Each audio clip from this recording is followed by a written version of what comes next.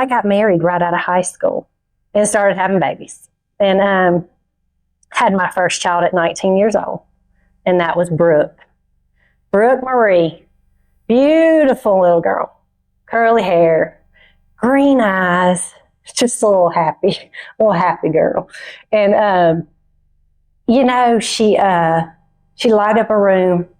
Her little giggle, I'll never, ever forget it. And we went through some obstacles with that pregnancy, though. There were some things that I had 2 vessels in my umbilical cord instead of 3. So there was one missing. So that was just a scary thing. But you know what I did? I prayed. I had to see specialists. They told me things like her head may be bigger than her body, but her body would catch up and this and that. None of that happened. She was fine. She's a perfect little girl, And so when she came into this world, my life changed for the better. She changed my life, and it brought me closer to Jesus.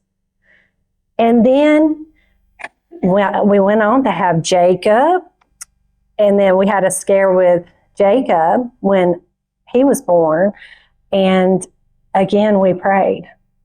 Jacob's heart rate was just dropping, and we didn't know what was going on, and they immediately put him to sleep, gave him emergency C-section, and here he is. He's wonderful, he's great, and we prayed through that. And then we had Wyatt, and I had a scare with Wyatt when Wyatt was younger in the bathtub. Him and Jacob were taking a bath together. They were only 1 and 2 years old.